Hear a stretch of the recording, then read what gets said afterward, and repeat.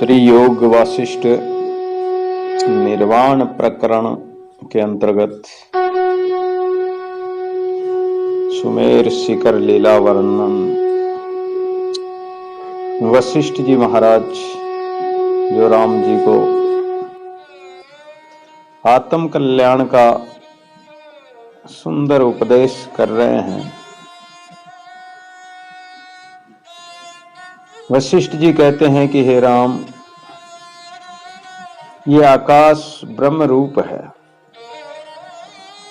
उसके किसी कोने में जो परमात्मा है, उसके एक कोने में ये सारा जगत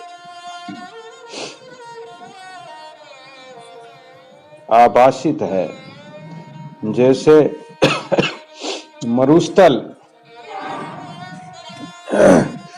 में सूर्य की किरणों से मृग तृष्णा का जल दिखाई देता है, ऐसे ही जगत ब्रह्म के द्वारा ही दिखाई देता है। मरुस्थल में जल होता नहीं है, लेकिन सूर्य की किरणें पड़ती है तो उसमें जल का आभास होता है।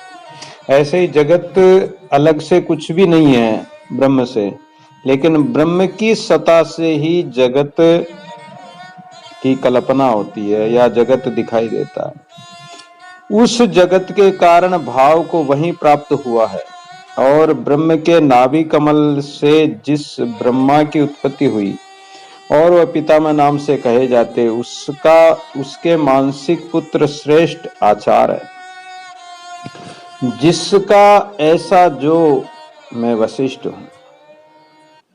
ब्रह्मा के मानस पुत्र आचार मुनि हुए, उनके ही पुत्र वशिष्ठ जी महाराज हैं। वो स्वयं कह रहे हैं कि मैं उन्हीं का पुत्र हूं। नक्षत्र तारा चक्र में मेरा भी निवास है, और युग युग प्रति मैं वहां रहता हूं। वह मैं जब नक्षत्र चक्र से उठा तब इंद्र की सभा में आया। वहां बड़े बड़े ऋषिश्वर मुनीश्वर बैठे हुए थे। जब नारद आदि बहुत सारे ऋषि मुनि जो चिरंजीव का प्रसंग चला, तब वहां सातातप नाम एक परम माननीय बुद्धिमान ऋषि कहने लगे कि हे सत्पुरुषों, जो इस समय सबसे अधिक चिरंजीव यानी लंबी उम्र का हो, तो वह सुमेरु पर्वत की एक पद्मराग नाम कंदरा के शिखर पर जो कल्प वृक्ष है, वह अति सुंदर तथा शोभापूर्ण है। उस वृक्ष का दक्षिण दिशा में एक टास है, वहां पक्षी रहते हैं। उन पक्षियों में बड़ा श्रीमान एक कोवा कागला रहता है, और जिसका नाम क्या है? कागभूषुंड। सबसे लंबी उम्र का, जो बड़े बड़े ऋषि मुनि बैठे हैं उन सब में बड़ी उम्र का कौन है? और वो कहाँ रहता है? कि सुमेरु पर्वत के और कल्प वृक्ष की एक शाखा पर रहता है, घोंसला बनाकर रहता है। वह वितराग है, बुद्धिमान है। उसका घर कल्प वृक्ष की टहनी के ऊपर बना हुआ है। जैसे ब्रह्मा नाभि कमल में रहता है, ऐसे वह उस आलय में अपने घोंसले में रहता है। वह अति उत्तम जीवन जीने वाला है। जिस प्रकार वह जिया है, ऐसा किसी ने जीवन नहीं जिया। जीवन तो सभी जीते हैं, पशु पक्षी भी जीते हैं, मनुष्य भी जीते हैं, लेकिन जीने में भी फर्क होता है। जो जानवर जीवन जीते हैं, दिन रात लड़ाई झगड़ा ईर्ष्या द्वेषता में जीते हैं, खाने पीने की चिंता में ही जीते हैं। और उसी प्रकार अगर मनुष्य भी जीवन जिए तो मनुष्य और जानवर में क्या फर्क रहा? तो उत्तम जीवन उन्हीं का है जो जीवन को अच्छी तरीके से, शांत तरीके से जिया जाए, उत्तम जीवन वही कहलाता है। जिस प्रकार उन्होंने जो जीवन जिया है उनके समान किसी ने नहीं जिया। उनका आयु बहुत लंबा है, बहुत दीर्घ है, और वह श्रीमान महामतिमान विश्रांतिमान शांत पुरुष और काल के वेता है। हे साधु पुरुषों, उसका बहुत जीना भी सफल है। अगर कोई मनुष्य पाप कर्म करते हुए बहुत लंबा जीता है तो उसका जीना कोई सार्थक नहीं है। वो पाप करते करते पाप के द्वारा नरक में ही जाएगा, उनका जीवन बेकार है। लेकिन जो शांतिमय जीवन जिए, आनंदमय जीवन जिए, उनका चाहे लंबा जीवन हो तो भी वो जीवन आनंद पूर्ण और सफल होता है और पुण्यदायक होता है। जिसको आत्म पद में भावना होती है और संसार की आस्था जिसमें से जाती रहती है, ऐसा वह विलक्षण महापुरुष कागभूषुंड है। इस प्रकार जब उस देवताओं के देव ने संपूर्ण सभा में कहा, तब ऋषिश्वर ने दूसरी बार पूछा कि उसका वृतांत आगे भी कहो। तब उसने फिर वर्णन किया। उस समय सब लोग परम विस्मित हुए, आश्चर्य करने लगे कि ऐसा महापुरुष कौन है, कैसा है। जब इस प्रकार बातचीत हो चुकी तब सब सभा उठ खड़ी हुई और सब अपने अपने आश्रम को चले गए। और मैं भी अत्यंत आश्चर्यचकित हुआ कि ऐसे पक्षी को किस प्रकार देखें। ऐसे विचार कर मैं सुमेरु पर्वत की कंदरा में गया। तब एक क्षण में ही जा पहुंचा, क्योंकि महापुरुष जो अंतर्दृष्टि वाले महापुरुष होते हैं, उनकी अंतर्दृष्टि अंतरशक्ति के द्वारा वो उनको जहां का संकल्प करे वो एक क्षण में ही वहीं पहुंच जाते हैं। और देखा है कि कंदरा का शिखर महा प्रकाशमय है, रत्न मणियों के प्रकाश से परिपूर्ण हो रहा था, और गेरू की नाई रंग जैसे अग्नि ज्वाला होती है ऐसे रंग में रंगा हुआ, यानी लाल रंग का वो सुमेरु पर्वत प्रकाशित हो रहा था, मानो कोई प्रलय काल की अग्नि ज्वालाएं निकल रही हो। मणि और रत्नों का प्रकाश और नीलमणि के समान मानो धुआं निकलता है और सब रंगों की खाने हो, तो वो सब बादल उनके कारण लाल दिखाई दे रहे थे, मानो वह सभी इकट्ठे हो गए हो। योगीश्वर के ब्रह्मरंध्र से अग्नि निकलकर इकट्ठी हुई हो। मणिमय प्रकाश नहीं, मानो बड़वाग्नि समुद्र से निकलकर मेघ को पकड़ने के लिए आकर्षित हुई हो। महा सुंदर दृश्य दिखाई दे रहा था। फल और फूल इत्यादि मिलकर शोभायमान हो रहे थे। उस सुमेरु पर्वत पर गंगा का प्रवाह चल रहा था, जैसे यज्ञोपवीत, किसी के शरीर पर यज्ञोपवीत का जो धागा होता है, जनेऊ जो कहलाती है, उसी प्रकार वो गंगा उस सुमेरु पर्वत पर यज्ञोपवीत जनेऊ की तरह दिखाई दे रही थी। गंधर्व लोग गायन कर रहे थे। देवताओं के रहने के स्थान प्रसन्नता उत्पन्न करने के लिए विधाता ने उत्तम यानी अति सुंदर रचना कर रखी थी। मैंने उसको देखा है। कौन कह रहे हैं? वशिष्ठ जी महाराज कह रहे हैं। वशिष्ठ जी महाराज बोले कि हे राम, ऐसे शिखर के ऊपर मैंने कल्प वृक्ष देखा।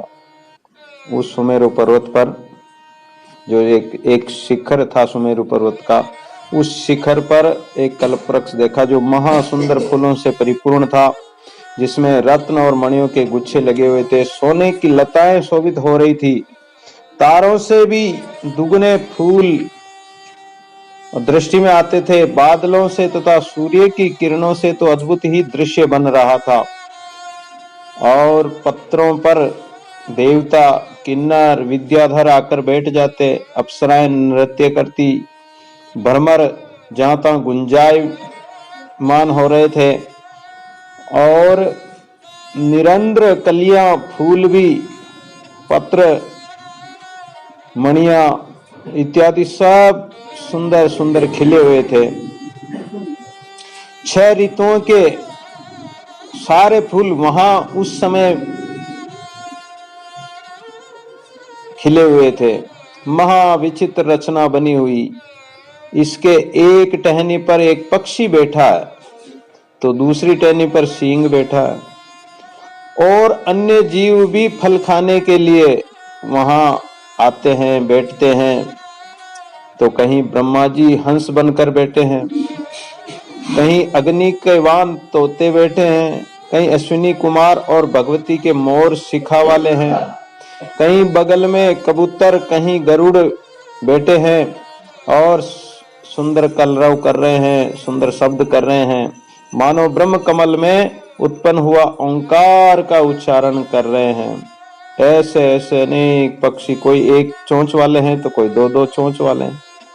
और मैं वहां देख कर दक्षिण के कोने की तरफ गया तो वहां वृक्ष की दूसरी जो शाखा थी उस पर अनेक कोए बैठे हुए थे, जैसे महाप्रलय में मेघ लोकालोक पर्वत पर आकर बैठते हैं, ऐसे वहां अचल आकार कोए बैठे हुए थे। क्योंकि कोए तो काले होते हैं, तो जैसे काले बादल छाए हुए हो ऐसा वो वृक्ष की शाखा दिखाई दे रही थी। सोम, सूर्य, इंद्र, वरुण, कुबेर, इनकी यज्ञ रक्षा के वहां से लेने वाले और पुण्यवान और ऋषि मुनि सब वहां बैठे हुए थे। मैंने उन सब को देखा। उनके मध्य में महा महिमान श्री काकभूषण जी बैठे हुए हैं। ऊंची गर्दन किए हुए, बड़ी कांति है, जैसे नीलमणि चमकती है ऐसे उनकी ग्रीवा चमकती है और पूर्ण मन और माननीय है। उनका शरीर श्याम यानी काला कलर का है। ऐसे वो प्राण स्पंद को जीतने वाला, नित्य अंतर्मुख, प्राणों को शांत करके योग द्वारा प्राणों को रोककर और जो अपने आप में परम सुखी रहने वाला वो चिरंजीवी पुरुष वहां बैठा हुआ था। जगत में सबसे लंबी उम्र का, बड़ी उम्र का वही पक्षी एकमात्र पक्षी था, जिसने इंद्र की कई अप्सराएं देखी, लोकपाल, वरुण, कुबेर, यम आदि कई जन्म देखे। देवता, कई देवता आगे और चले गए, कई सिद्ध महापुरुष प्रकट हो गए और गुप्त हो गए। इस प्रकार उन्होंने अनेक देवी देवता, लोक परलोक सब कुछ देखे थे और प्रसन्न और गंभीर अंतःकरण पिता के समान है। उनको पुत्र की नाई है और जो पुत्र के समान है उनको उपदेश करने के निमित्त पिता और गुरु की नाई समर्थ होता है और सर्वथा सब प्रकार हर समय विषय में समर्थ है और प्रसन्न महामति निर्मल हृदय व्यवहार के वेता है, गंभीर शांत रूप और महाज्ञात ज्ञेय है। ऐसे उन काकभूषण जी को मैंने देखा। वशिष्ठ जी कहते हैं कि हे राम, उसके बाद में आकाश मार्ग से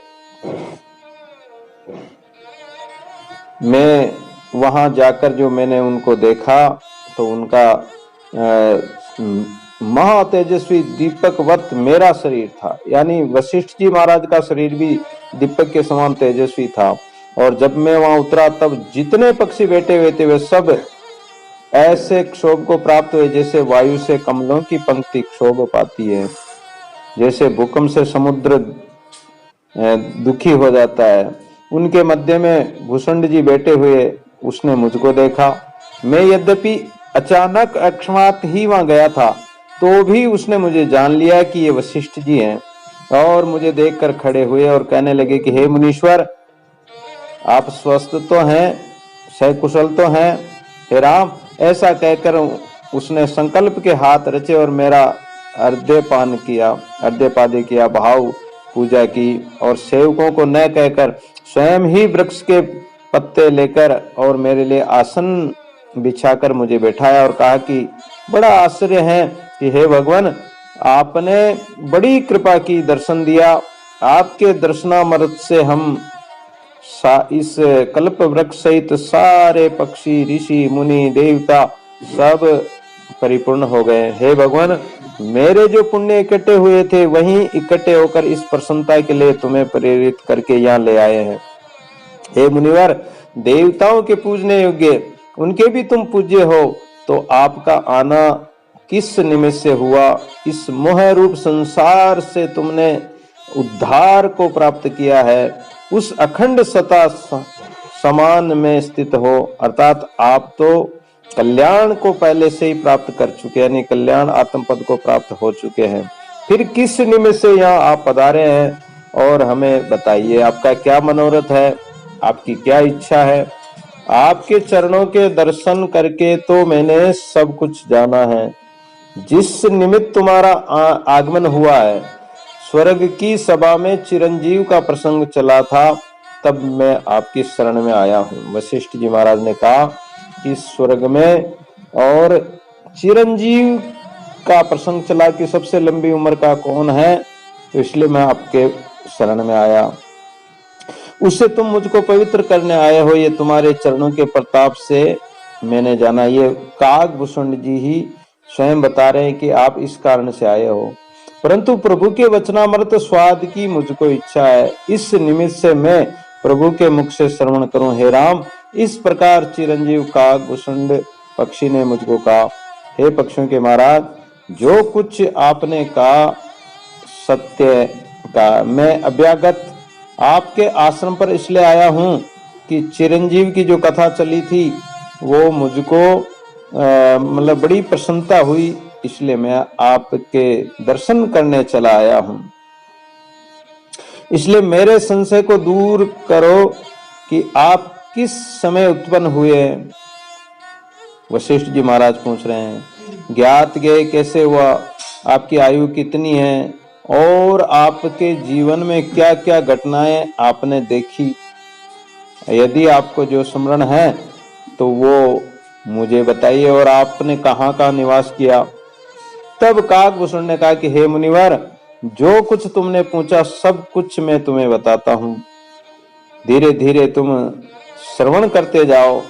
तुम साक्षात त्रिलोकी के पूज्य प्रभु हो, त्रिकालदर्शी हो, परंतु जो कुछ तुमने आज्ञा की है वह मैं अवश्य मानने योग्य है, और तुम शरीर के महात्मा पुरुष मानने योग्य हैं, और आप शरीर के जो महात्मा पुरुष है उनके विद्यमान होते अपने में जो तृप्तता होती है कहने से ही मिट जाती है। जैसे मेघ के आगे आए हुए सूर्य की तप्तता मिट जाती है, जैसे बादल आते हैं तो ठंडक फैल जाती है, सूर्य की जो गर्मी होती है वो मिट जाती है, ऐसे आपके आगमन से और विचार विमर्श से, आपके दर्शनों से दैहिक दैविक भौतिक ताप मिट जाते हैं। तो वशिष्ठ महाराज बोले कि हे राम, ऐसे कहकर वे सर्वज्ञ सुंदर परम सनिग्ध और समता संयुक्त भूषुंड जी गंभीर वाणी से कहने लगे कि जिसने तराजू में ब्रह्मांड को तोल लिया है और जगत जिसको तिनके की तरह तुच्छ लगता है, अर्थात जो सर्वत्र सभी जगह है, जिसने संसार की उत्पत्ति प्रलय बहुत देखे हैं और अपनी मनोवर्ती कहीं नहीं लगाई, जैसे क्षीर समुद्र से निकला मंदराचल परिपूर्ण समशुद्ध है, ऐसे उनका मन शुद्ध है। जैसे क्षीर समुद्र स्वच्छ उज्जवल है, ऐसे वह आत्म पद में विश्राम पाकर आनंद से पूर्ण है, और जगत उत्पत्ति विनाश जिसने देखे हैं, ऐसे योगीश्वर मुझको मधुर और उचित वचन कहने लगे। काकभूषण जी कहने लगे। तो काकभूषण बोले कि हे मुनिवर, इस जगत में जो बड़ा है वह सदा शिव सबका नायक देवादिदेव, जिसने भगवती गौरी अर्धांग में धारण कर रखी है, और जो महासुंदर मूर्ति तथा त्रिनेत्र है, भगवान शिव भोलेनाथ हैं, वो त्रिनेत्रधारी है, 3 नेत्र हैं जिनके, और गौरांग पार्वती अर्धांग में धारण करते हैं। उनके सिर पर बड़ी बड़ी जटाएं हैं और मस्तक पर चंद्रमा है जिससे अमृत बरसता है, और जिनकी जटाओं के चारों ओर गंगा बहती है, जैसे पुष्प माला कंठ में होती है। कालकुट विष के पान करने से जो नीलकंठ हो गए हैं, कंठ में रुंडमाला पड़ी है, देह में सब और भस्मी लगा रखी है, और दिशाएं जिनके वस्त्र है, शमशान में ही जिनका घर है, जो महाशांत रूप होकर विचरण करते रहते हैं, और सात जो सेना है उसका महाभयानक आकार है, क्योंकि भूत प्रेत ही साथ रहते हैं भगवान भोलेनाथ के साथ। तो किसी के तो रुद्र की नाई 3 नेत्र है, किसी का तोते की नाई मुख है, किसी का ऊंट का सा मुख है, किसी की गर्दरब जैसी आकृति है, किसी का बैल का मुख है। भूत पिशाच उनके साथ विचरण करते रहते हैं। कहीं जीव के अंदर प्रवेश कर जाने वाले हैं, रक्त मांस का भोजन करने वाले, और कहीं पहाड़ों में रहते हैं, कहीं वन कंदराओं में, शमशानों में। उनके साथ अनेक देवी देवता देवियां भी रहती है, जिनकी भयानक चेष्टा और आचार है। उन देवियों में जो मुख्य है, उनका जिस जिस दिशा में निवास सुनो, जया, विजया, जित और अपराजित वाम दिशा की ओर। तुम्बरु रुद्र के आश्रित है, सिद्ध और सुख का और रक्त का, और उत्तला भैरव रुद्र के आश्रित है। सब देवियों में ये अष्टनायिका और 7 सहस्त्र देवियां, रुद्राणी, वैष्णवी, ब्रह्माणी, वाराही, वायत्री, कुमारी, वासवी, सौरी इत्यादि 7 सहस्त्र देवियां इनके साथ मिली हुई है भोलेनाथ के साथ। आकाश में उत्तम देव, किन्नर, गंधर्व, पुरुषासुर रूप धारिणी है। उनमें से पृथ्वी में मिली हुई भूचर कोटि है। नाना प्रकार के रूप तथा नाम धारण करने वाली पृथ्वी में जीवों का भोजन करती है। किसी का वाहन ऊंट है, तो किसी का, जैसे शीतला देवी का गर्दभ है, और किसी का कौवा है, तो किसी का वानर है, और किस तोते आदि पक्षी भी कईयों के वाहन है। उन देवियों में कई पाश्विक धर्म वाली है, जो क्षुद्र धर्म में स्थित है, और कई विदित वेद जीवन मुक्त पद में स्थित है। उनके मध्य में नायिका लंबुसा देवी है, जैसे विष्णु भगवान का वाहन गरुड़ है, ऐसे देवी का वाहन काग है। वह देवी अष्ट सिद्धि के ऐश्वर्य से युक्त है, और वे देवियां एक समय मिलकर विचार करने लगी कि जगत के गुरु तुम्बरु और भैरव की, और उन्होंने विचार किया कि सदा शिव ही सबके पूज्य है, और उन्हीं की पूजा से सब प्राप्त हो जाता है। तो हम इनको अपना यानी मालिक मानते हैं, अपना स्वामी मानते हैं। फिर भूषण जी बोले कि हे मुनीश्वरों, तब वे देवियां जो भूत प्रेत रहते हैं भोलेनाथ के साथ, तो कोई मांस खाने वाले हैं, कोई क्या है, कोई क्या है, तो उन्होंने माया करके पार्वती को मार डाला। परीक्षा करने के निमित्त पार्वती को मार डाला, और चावल की नाई पकाकर नाचने लगी। उनके कुछ पके हुए अंग सदाशिव जी को लाकर दिए। तब सदाशिव ने जाना कि मेरी पार्वती को इन्होंने मार डाला, ऐसा कहकर कुपित होने लगे। तब उन देवियों ने अपने अपने अंग से उसके अंग निकाले, सौरी से नेत्र निकाले, कुमारी ने नासिका निकाली। इस प्रकार अपने अपने अंग से अनेक अंग निकालकर उन्होंने पार्वती की मूर्ति वापस बना दी, और शिव ने वापस नूतन विवाह कर लिया। तब सदाशिव बड़े प्रसन्न हुए, सर्वत्र आनंद उत्साह तथा मंगल होने लगा। तब सब देवियां अपने अपने स्थानों को गई, और चंद्र नाम काक जो अलम्बुसा देवी का वाहन था, वह ब्रह्माणी की हंसिनी के साथ रहने लगा। कर्म से सबके साथ रहा, और ब्रह्माणी के पास गई। तब ब्रह्माणी ने कहा कि अब तुमको मेरे उठाने की शक्ति नहीं, जहां तुम्हारी इच्छा हो वहां जाओ, फिर आना। हे मुनीश्वर, ऐसा कहकर ब्रह्माणी निर्विकल्प समाधि में स्थित हुई, और नाभि सरोवर जो ब्रह्मा जी का उत्पत्ति स्थान है वहां जाकर स्थित हुई। उस ताल के कमल पत्र पर निवास किया। कुछ समय बीतने पर उन हंसनियों ने 3 अंडे दिए। बेल से अंकुर उत्पन्न हुआ, और ऐसे उनके 21 अंडे कर्म से उत्पन्न हुए। उनको उन्होंने फोड़ा, तो जैसे ब्रह्मांड खप्पर को फोड़िए 3 अंडों से हमारे अंग उत्पन्न हुए। कर्म से हम बड़े उड़ने योग्य हुए। तब माताएं हमको ब्रह्मवाणी के पास ले गई। उसके आगे हमने मस्तक झुकाया, तब ब्रह्माणी समाधि से उतरी। तब उसने हमको देखकर कृपा की और व्रति धारण की। हमारे शीश पर हाथ रखा। उसके हाथ रखने से हमारी अविद्या नष्ट हो गई, और हमारे मन तृप्त और शांत हो गए। हम जीवन मुक्त पद में स्थित हुए। तब हमको ये वृत्ति आई कि किस प्रकार एकांत में ध्यान किया जाए। तब देवी ने आज्ञा की कि अब तुम जाओ। तब देवी जी की आज्ञा से हम पिता के पास आए।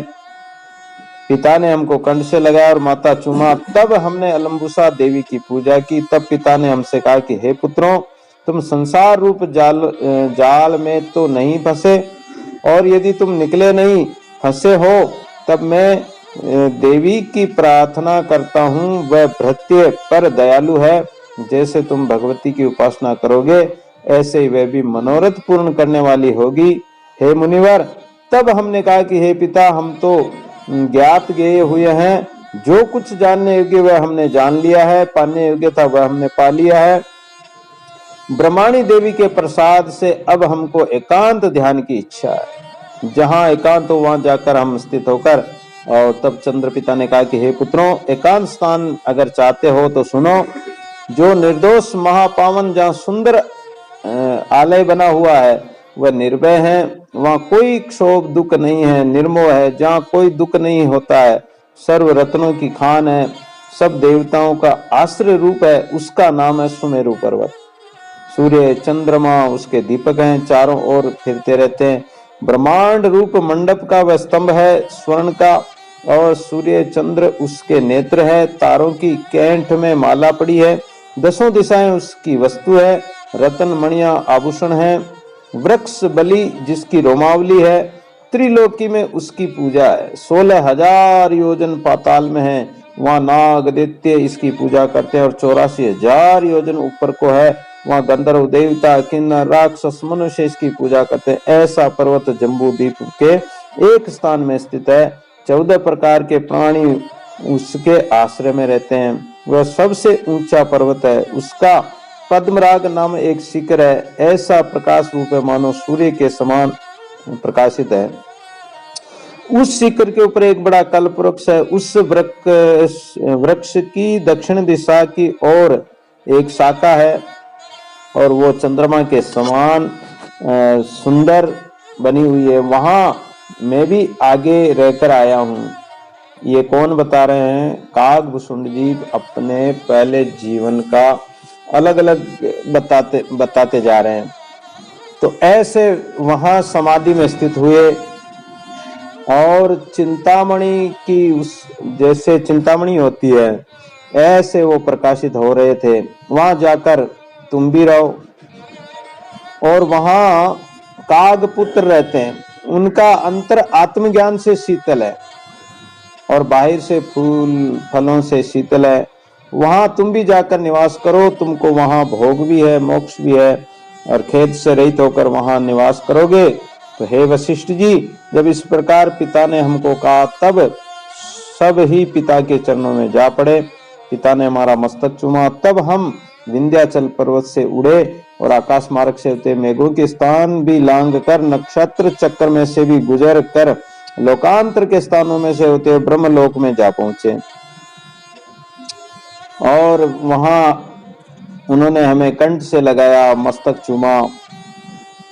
फिर हम मस्तक झुकाकर सुमेरु पर्वत को चले, सूर्य चंद्रमा के लोक में जा पहुंचे। वहां से तारागण, लोकपाल तथा देवताओं के लोक स्थानों में गए। मेघ और पवन के स्थानों में से होकर सुमेरु पर्वत के कल्प वृक्ष पर आकर स्थित हुए। हे मुनिवर, जिस प्रकार हम उत्पन्न हुए और जैसे ज्ञान को प्राप्त हुए और जैसे यहाँ आकर स्थित हुए, वह सब हमने आपके आगे कह दिया है। आगे आपका जो कोई संशय हो तो वो भी पूछ लो। भूषण ने कहा कि हे मुनिवर, ये पुरानी बात आपको हमने सुनाई। बहुत कल्प बीत चुके हैं, परंतु वह सृष्टि से बहुत दूर हो गई। बहुत युग बीत चुके हैं, परंतु मैंने तुम्हें अभ्यास के बल से, यानी जैसे वर्तमान की तरह मैंने आपको सुनाया कि जैसे मेरे सामने ही बीत रहा हो। हे मुनिवर, मेरा कोई पुण्य था जो फलवान हुआ है, जिससे आपके दर्शन हुए हैं। और शाखाएं वृक्ष, अर्थात ये जो वृक्ष है इसकी शाखाएं ये भी पवित्र हो गई आपके आने से, आपके दर्शनों से। आप पापों को हरने वाले हैं। अब कोई और संशय हो तो पूछिए, मैं आपको कहूंगा। वशिष्ठ जी बोले, हे राम, इस प्रकार कहकर उसने मेरा भली प्रकार आदर सहित अर्घ्यपाद्य से पूजन किया। तब मैंने उसे कहा कि हे पक्षों के ईश्वर, आप कि वो भाई कहाँ रहते जो आपके समान ही तत्ववेता थे, वे तो दृष्टि में नहीं आ रहे, मुझे देखने में नहीं दिखाई दे रहे। भूषण बोले कि हे मुनिवर, यहाँ मुझको बहुत काल व्यतीत हुआ, युग की पंक्तियां बीत गई। जैसे सूर्य को कई दिन रात व्यतीत हो जाते हैं, ऐसे मुझको युग युग बीत चुके हैं। कितने काल वे भी रहे, समय पाकर उन्होंने शरीर त्याग दिए और तिनके की तरह त्याग कर शिव आत्म पद को प्राप्त हुए हैं। हे मुनिवर, कितना बड़ा आश्चर्य है। सिद्ध महंत ऐश्वर्यवान हो चाहे कोई भी हो, लेकिन काल तो सबको ग्रस लेता है। वशिष्ठ बोले कि हे साधु जनों, जब प्रलय काल का समय आता तब सूर्य, चंद्रमा, वायु, मेघ अपनी मर्यादा त्याग देते हैं, और तुमको खेद किसी कारण से क्यों नहीं होता? सूर्य की गर्मी तुम्हें क्यों नहीं भस्म कर देती है? उस कष्ट से तुम कैसे बचते हो? भूषण ने कहा कि हे मुनिवर, जीव जगत में आधार से रहते हैं, एक निराधार रहते हैं। जो संसार के ज्ञानी प्राणी हो तो जगत के आधार पर रहते हैं, और जो ज्ञानी महापुरुष वो निराधार परमात्मा के भरोसे रहते हैं। तो जो परमात्मा के भरोसे रहते हैं, निराधार रहकर परमात्मा के भरोसे रहते, तो उनका तो बाल भी बाका नहीं होता है। और लेकिन जो संसार के भरोसे रहते हैं तो उनको तो बार बार जन्मना मरना पड़ता है। हे देव, मैं तो यहाँ सदा सुखी हूँ, अपने आप में स्थित हूँ, आत्म संतोष से मैं तृप्त हूँ, कदाचित भी इस जगत के कारण मैं दुखी नहीं होता हूँ, स्वभाव मात्र से मैं संतुष्ट हूँ, कोई कष्ट मुझे नहीं होता है। हे मुनिवर, अब हम केवल काल यानी समय को पूरा कर रहे हैं, अपर जगत के इष्ट अनिष्ट हमको विचलित नहीं कर सकते हैं। न हमको जीने की इच्छा है न मरने की, क्योंकि जीना मरना तो शरीर की अवस्थाएं है, आत्मा तो न तो जन्मता न मरता है। हमको जीवन में कोई राग द्वेष भी नहीं है, तो हम तो सदैव संतुष्ट रहते हैं। बड़े बड़े भस्म होते, बड़े बड़े देवी देवता मनुष्य पशु पक्षी सब भस्म होते हमने देखे हैं। उनकी अवस्था को देखकर हमारे मन की चपलता जाती रही कि हम अहंकार किस बात का करें। हम इस कल्प वृक्ष पर बैठे और हमारे प्राण अपान की गति को हम देखते रहते हैं, अर्थात हमारे जो श्वास चलते हैं, इन श्वास श्वास पर परमात्मा का नाम स्मरण करते रहते हैं।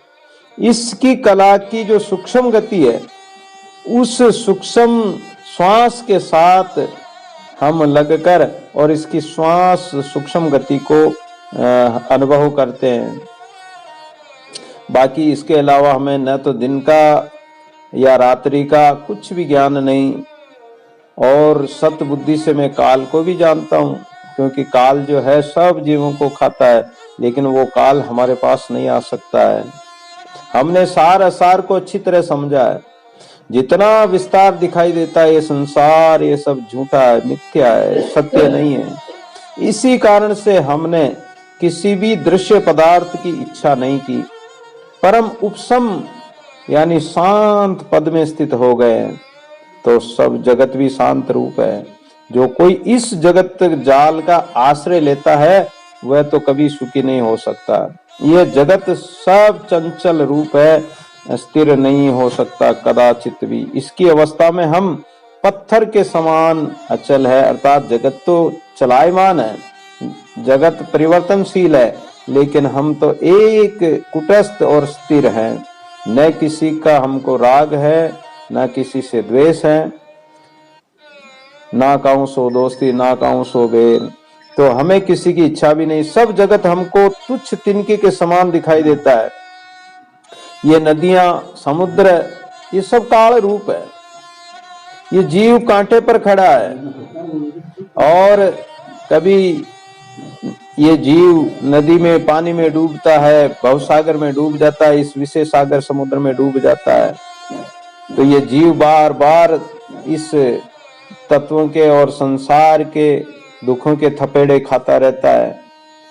लेकिन अगर परमात्मा की कृपा जिस पर हो जाए, संत महापुरुषों की कृपा हो जाए, तो वो निर्विकार पद को प्राप्त हो जाते हैं। हे मुनिवर, मैं निर्विकार हूँ और सब जगत के लोभ से रहित हूँ, आत्म पद को पाकर अब मुझे परम आनंद प्राप्त हुआ है। ऐसे संत महापुरुषों का जो मैंने संगत की है, सत्संग किया है, तो चंद्रमा की चांदनी के समान हमारा जो अंतःकरण है एकदम स्वच्छ, शीतल, शांत है और अमृत के तुल्य आनंद देने वाला है। ऐसा कौन है जो सत्संग से आनंद को प्राप्त नहीं हुआ? जिसने भी सत्संग किया तो वो आनंदित हो गया है, क्योंकि सत्संग तो आनंद का ही खजाना है।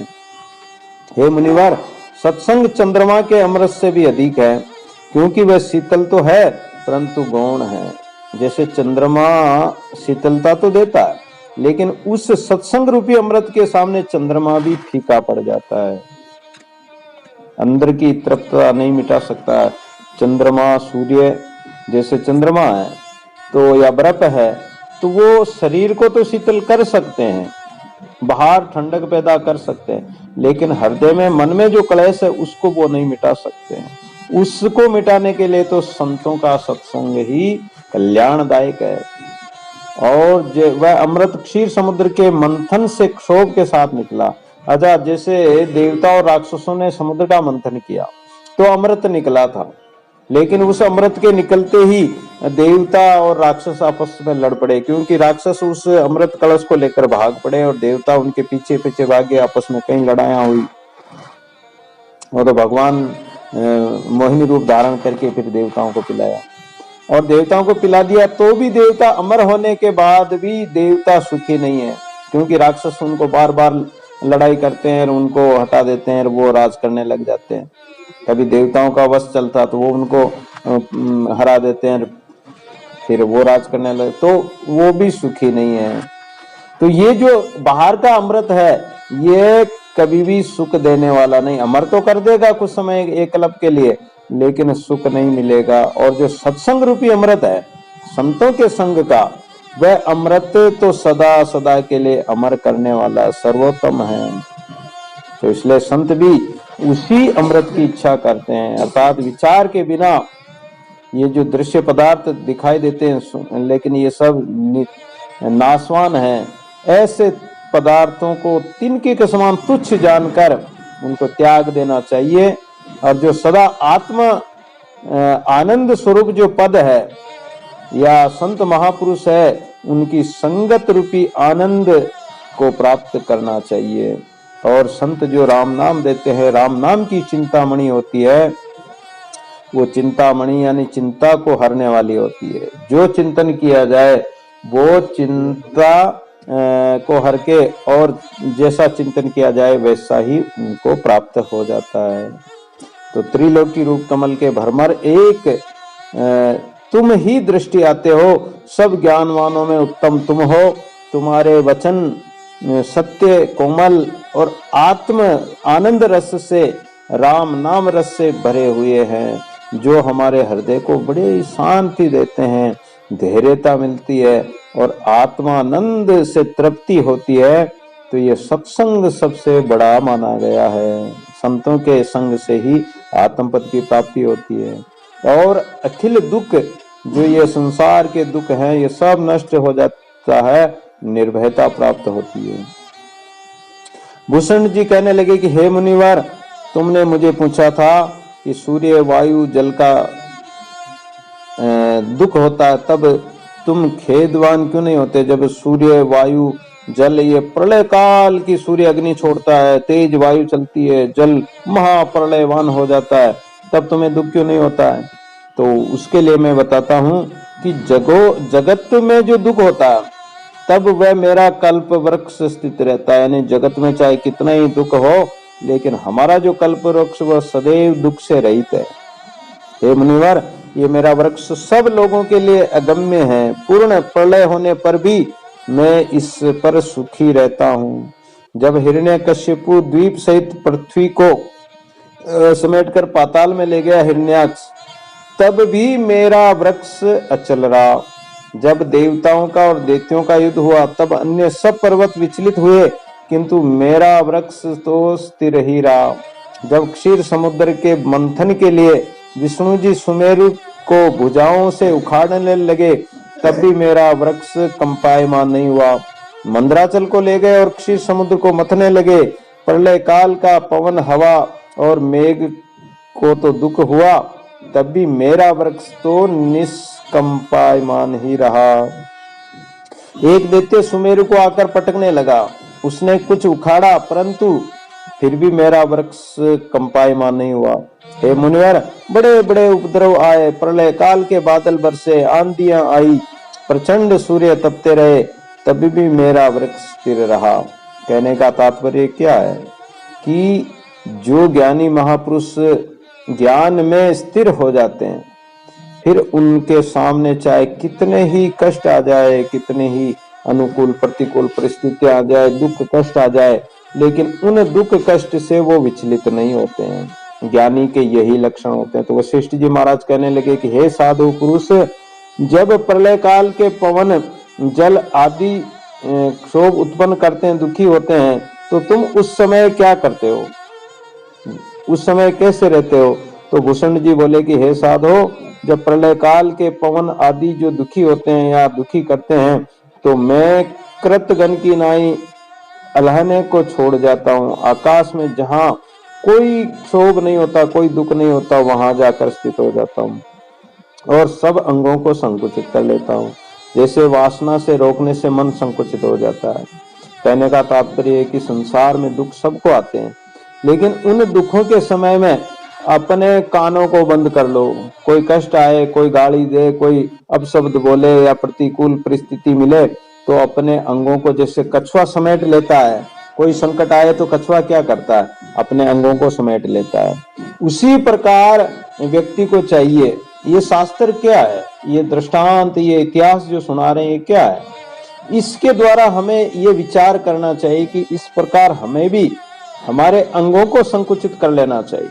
आंखों से हम पाप देख रहे हैं या कोई ऐसी घटनाएं देख रहे हैं तो बंद कर लो।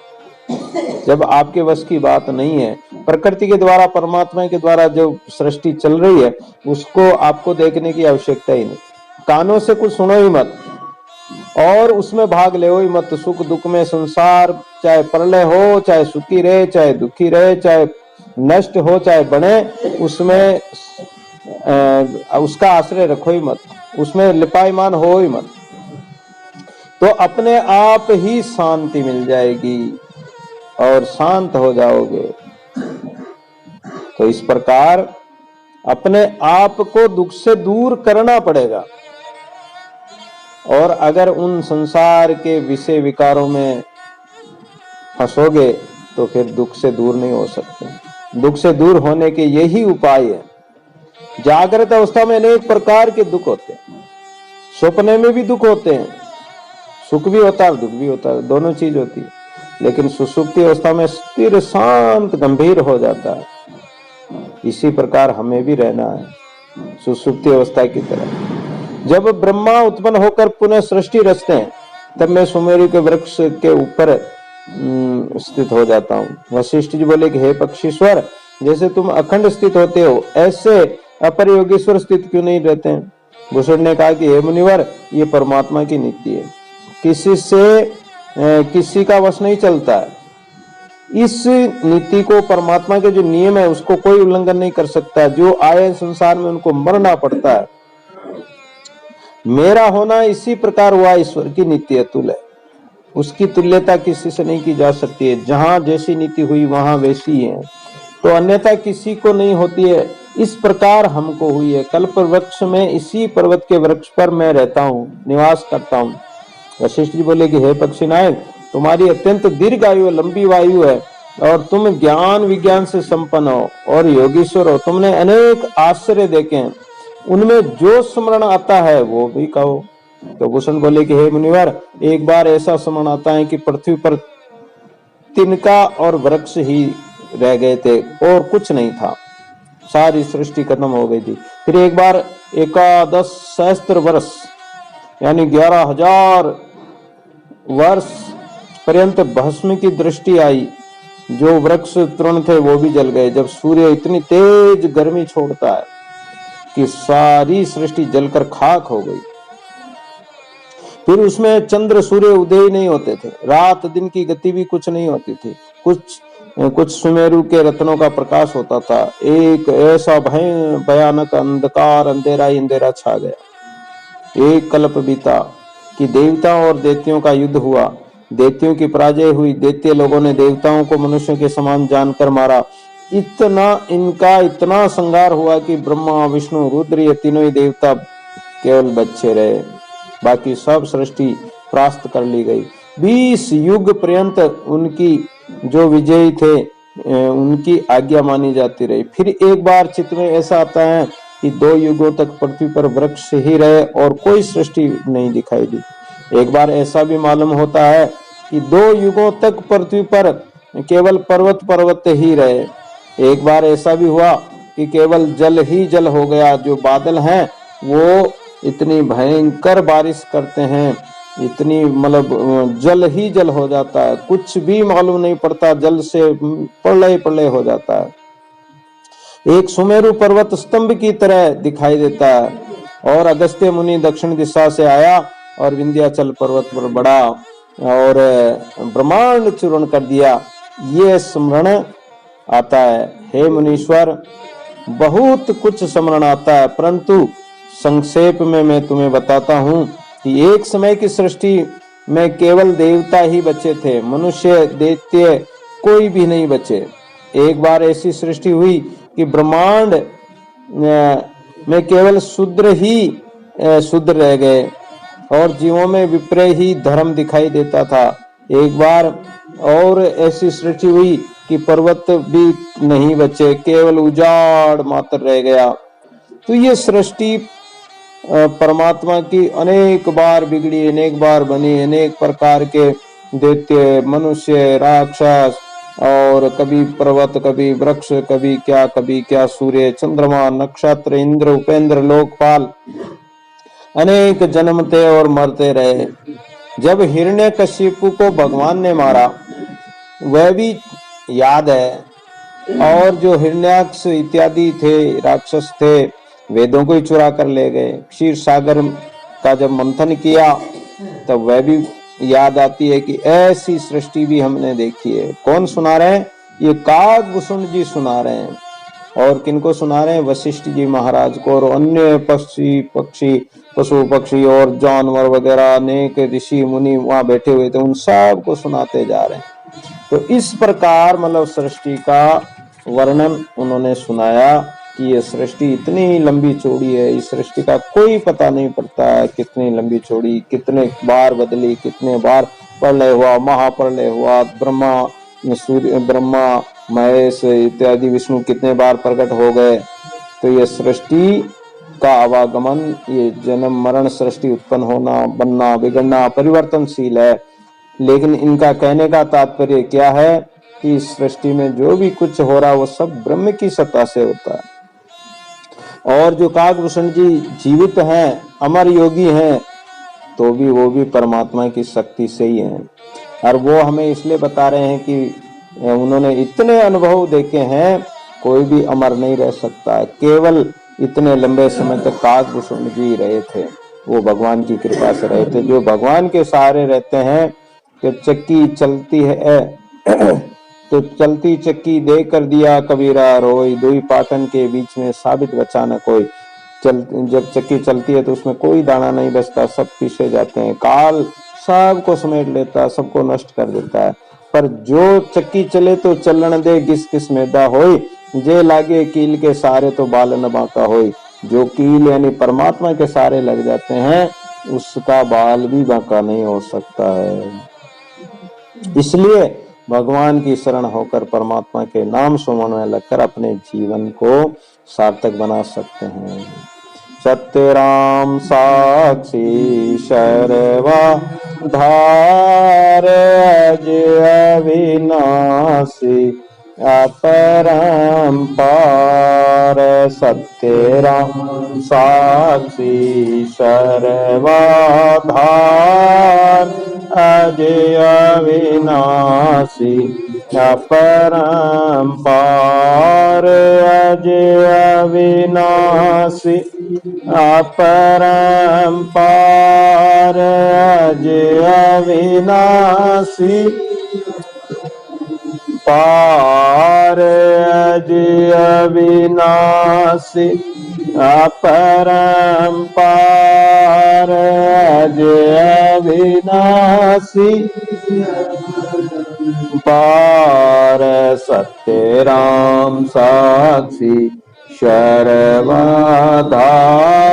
अजय अविनाशी अपरंपार सत्य राम साक्षी सर्वदा।